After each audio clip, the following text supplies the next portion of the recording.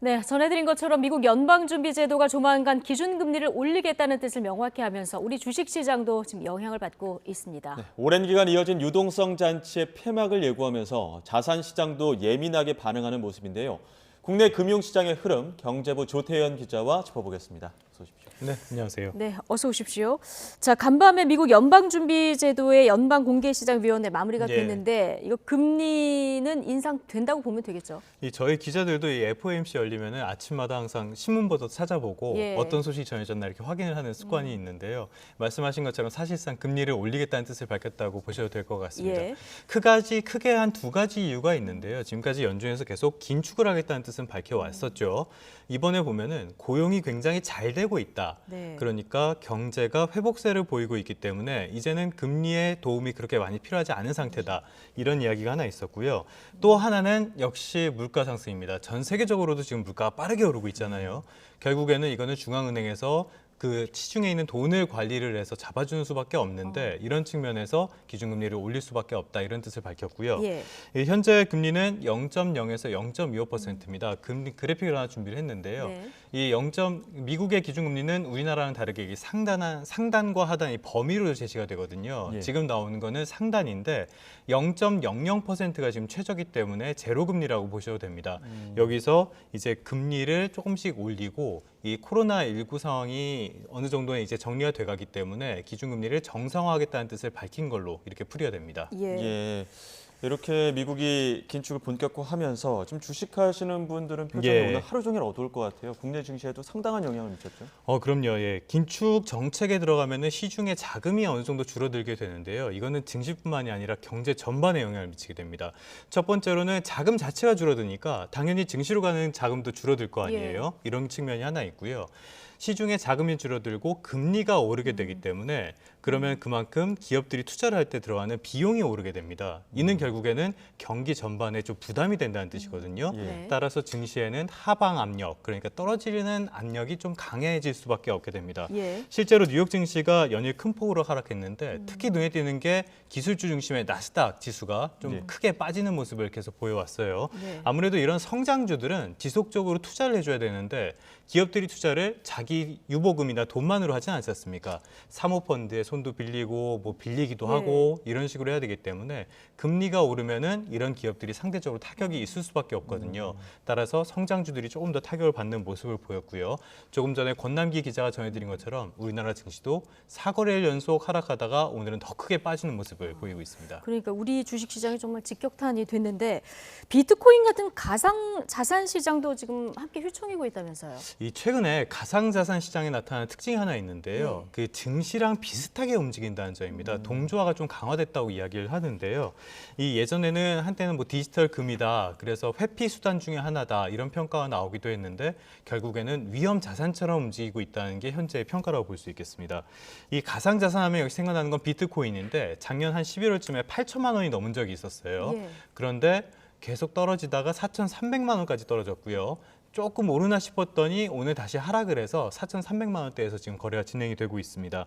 그러니까 좀 상당히 좀 어려운 상태라고 할 수 있는데요. 절반 정도 가격이 하락하면서 단기 투자자의 99%는 지금 손실을 보고 있다. 99%가 손실을 보고 있어요. 그런 분석이 지금 나오기도 하고 있습니다. 예, 그렇군요. 지금 뭐 코로나19 장기화하면서 영끌이다 뭐다 해서 뭐 주식 시장에도 투자도 네. 하고 가상자산 시장에 투자도 하고 이런 분들 많으실 텐데 최근의 이 흐름만 봤을 때는 참 울상인 분들 많으실 것 같고요. 자산시장 전망은 어떻게 될 것 같습니까? 상당히 좀 기분 안 좋으신 분들이 많을 것 같은데요. 지금 계속 말씀드렸던 FOMC를 기준으로 한 미국의 긴축 정책의 하나가 문제가 있고요. 예. 또 하나는 러시아랑 우크라이나랑 분쟁 문제가 하나 있습니다. 이런 것들이 지금 증시에 계속적으로 악재로 작용을 하고 있는데요. 네. 거기다가 미국이 최대 5차례까지 금리를 올릴 거다 이런 전망까지 나오고 있어요. 그러면 더더욱 좀 큰 압박을 받겠죠.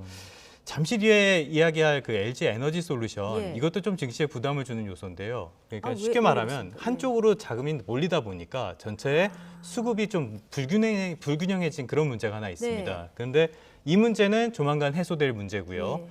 그런데 긴축과 우크라이나 사태 같은 것들은 아직은 전망하기가 좀 어려운 상태입니다. 그래서 증권가에서는 최소 1분기까지는 이런 것들이 좀 영향을 줄 거로 보고 있고요. 예. 그래서 좀 부정적으로 보시는 분들은 한 2,600선까지도 빠질 가능성이 있다. 이렇게 전망을 하고 있습니다. 그렇군요. 자, 자산이 몰렸다고 말씀하신 LG 에너지 솔루션 오늘부터 이제 주식시장에서 거래가 됐는데 지금 상황이 어떻습니까? 이게 관심은 역시 소위 말하는 따상 여부겠죠. 예. 투자하셨다 그랬죠. 예. 보면은 한 주, 두 주 이렇게 받으신 분들이 많을 텐데요. 따상을 전망하는 목소리도 있었고 어려울 거라는 목소리도 있었습니다. 네. 전망하는 목소리의 제일 큰 거는 워낙 유통되는 주식 물량이 적기 때문에 그렇게 되면은 대거 매도 물량이 나오기도 어렵고 수요가 몰리면 올라가기가 쉬우니까 따상 가능할 거다 이런 전망도 있었는데요. 대체적으로는 그렇게까지 오르긴 좀 어려울 거라는 전망이 많았습니다. 일단은 시초가는 그 8시 반에서 9시 사이에 정해지는데요. 이 시초가가 90%에서 200%까지 정해지게 됩니다. 공모가가 30만 원이었으니까 네. 이때 200%면 60만 원이 되죠. 이게 소위 말하는 따상에서 따입니다. 그런데 여기에 일단 실패했어요. 59만 7천 원이었습니다. 예. 그러니까 3천 원 차이로 실패를 했고요. 장이 시작되고 나서 상한가로 올라가는 거를 따상에서 상이라고 부르는데 예. 상한가는 안 됐고요. 장이 시작하자마자 급락하는 모습을 보였습니다. 아무래도 이 시가총액 기준으로 봤을 때 주가가 많이 오를 가능성이 크지 않다 이런 전망도 나오고 장 시장도 좋지 않고 이러다 오늘 보니까 안 좋은 주식시장도 영향이 좀 있었겠죠. 그렇죠. 예. 이런 것들이 영향을 종합적으로 미치면서 한때는 한 20% 넘게 떨어지는 모습을 보이기도 예. 했는데요.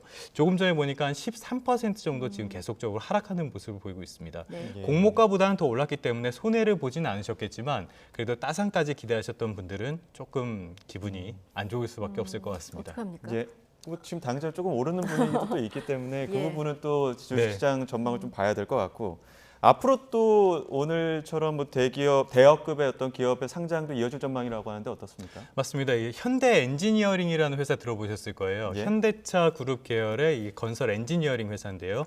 이 회사가 어제까지 기관 수요 예측을 했습니다. 그래서 이제 조만간 상장을 할 예정인데 문제는 흥행에 실패를 했어요. 경쟁률이 한 수백 대 1 정도에 그친 걸로 알려져 있거든요. 그래서 상장을 철회할 거다 이런 전망까지 나왔는데 일단은 그렇게 하지는 않겠다고 하고요. 대신에 공모가는 희망 범위에서 아마 가장 낮은 부분이 되지 않을까 이런 전망이 나옵니다. 또 관심을 받는 곳이 현대 오일뱅크가 있고요. 이번에 3번째 상장에 도전하는 겁니다. 지난달에도 상장 예비 심사 서류를 제출했고요. 교보생명 같은 곳도 지금 상장을 추진하고 있습니다. 예. SSG닷컴이나 뭐 유통 쪽에서 많이 들어본 마켓컬리 그리고 CJ 올리브영 같은 것들도 올해 상장의 예비 후보들입니다. 예. 자, 마지막으로 부동산 관련 하나 네. 질문을 드릴 텐데 서울 아파트값 20개월 만에 좀 하락했어요? 맞습니다. 이 한국부동산원에서 매주에 주간 아파트 가격 동향을 발표를 하거든요. 네. 근데 이번 주에 나온 자료가 조금 전에 엠바오가 풀렸는데 보니까 서울 아파트 값이 한 주 전보다 0.01% 하락을 했습니다. 그래서 아까 자료를 쭉 찾아보니까 이 하락한 게 2020년 5월 말 이후 처음이더라고요. 그러니까 20개월 만에 서울의 아파트 값이 하락한 겁니다. 서울의 네. 전세값도 보합으로 전환했고요. 수도권 전체 아파트 값도 보합세로 전환하는 모습을 보였습니다. 이 배경을 좀 설명을 드리자면 아무래도 한국은행이 잇따라서 기준금리를 올리면서 그 수요자들이 그 돈을 마련하는데 좀 부담을 느낄 수밖에 없었고요. 강력한 가계대출 규제까지 시작되면서 더더욱 영향을 미친 것으로 보입니다. 그러니까 수요 측면에서 강력한 억제책이 있었고 이런 것들이 어느 정도 효과를 봤다 이렇게 볼 수 있겠는데요. 이거를 추세적인 반전이다 이야기하기는 좀 어려워 보이는 게 네. 말씀드린 것처럼 수요 측면에 억제는 있었는데 계속 우리 부동산 시장의 문제로 작용해왔던 공급 문제가 아직 해소가 전혀 된 게 없습니다. 예. 그렇기 때문에 지금은 일단은 대선을 앞두고 수요자들이 관망세를 보이고 이런 측면이 있고요. 또 수요를 억누르다 보니까 좀 거래 절벽 현상이 영향을 미친 것으로 볼 수 있겠고요. 일단은 그래서 상황은 조금 더 봐야 될 것 같은데요. 갱신계약 청구권 만료가 오는 7월에 있습니다. 이때 네. 이후로 전세 시장이 다시 들썩인다면 부동산 시장도 다시 불안해질 가능성이 있는 만큼 아직 방심하기는 좀 일러 보입니다. 네, 알겠습니다. 경제계 관심사안 지금까지 조태현 경제부 기자였습니다. 수고하셨습니다. 네, 감사합니다.